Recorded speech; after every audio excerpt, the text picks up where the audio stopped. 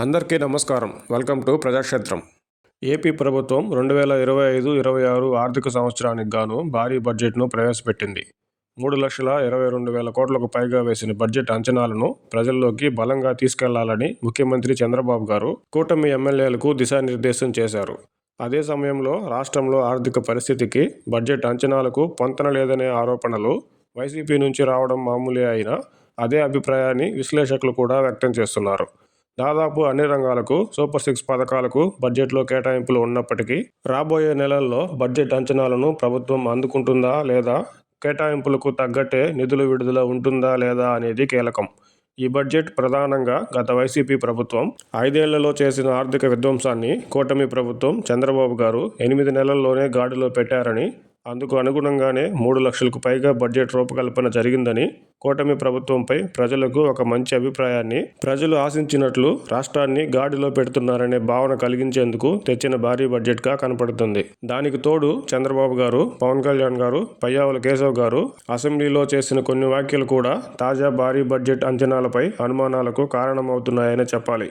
Assembly speaker Ayyanna Patrudu గారు హరితవనం వలె రాష్ట్రంలో మొక్కలు నాటాలనే సూచనకు స్పందించిన పవన్ కళ్యాణ్ గారు, ప్రతిదీ డబ్బుతో ముడిపడి ఉందని, గత ప్రభుత్వం రాష్ట్ర ఖజానాను ఖాళీ చేసేసిందని, చంద్రబాబు గారిని ఏదైనా అడగాలన్నా నిధులు లేకపోవడంతో అడగలేకపోతున్నామని, అయినప్పటికీ మొక్కలు నాటే కార్యక్రమాన్ని భారీగా చేపడతామని చెప్పారు. మరోవైపు చంద్రబాబు గారు, పయ్యావుల కేశవ్ గారు దేశంలో అప్పు పుట్టని రాష్ట్రం ఏదైనా ఉందా అంటే అది ఆంధ్రప్రదేశ్ అని పదే పదే చెప్తున్నారు. ఇలాంటి పరిస్థితుల్లో కూటమి ముఖ్య నేతల వ్యాఖ్యల దృష్ట్యా 3 లక్షల కోట్లకు పైగా బడ్జెట్ రాష్ట్రంలో ఎలా సాధ్యమవుతుందనే అనుమానం ప్రజల్లో రాకమానదు. గత 5 ఏళ్లలో వైసీపీ చేసిన విధ్వంసానికి కొత్తగా అప్పు చేసే పరిస్థితి లేదంటూనే కూటమి ప్రభుత్వం గత 8 నెలల్లోనే దాదాపుగా 90,000 కోట్లకు పైగా అప్పు చేసిందనే ఆరోపణలు ఉన్నాయి. మరోవైపు అమరావతి విషయంలోనూ కూటమి ప్రభుత్వం వాస్తవాలను దాస్తున్నట్టు కనిపిస్తుంది. వేల కోట్ల ప్రజల సొమ్మును కేవలం అమరావతి నిర్మాణానికే ఖర్చు చేస్తున్నారనే వైసీపీ ఆరోపణలను ఎదుర్కోవడానికే బడ్జెట్లో అమరావతికి కేటాయింపులు లేవన్నట్టుగా చెప్తున్నట్టు కనిపిస్తుంది. అమరావతి రాజధాని సెల్ఫ్ ఫైనాన్సింగ్ మోడల్లోనే నిర్మాణం జరుగుతుందని, ఇప్పటికే అమరావతికి కావలసిన నిధులు వివిధ మార్గాల్లో అప్పుల ద్వారా వచ్చాయని, అందుకే రాష్ట్ర బడ్జెట్లో అమరావతికి రూపాయి కూడా అవసరం లేదని మంత్రి నారాయణ గారు చెప్తున్నారు. అయితే రాజధాని అమరావతికి కావాల్సిన నిధులు బడ్జెట్లో చూపినా, లేక అప్పులు తెచ్చినా ఆ అప్పులను బడ్జెట్ నుంచే చెల్లింపులు చేయాలి.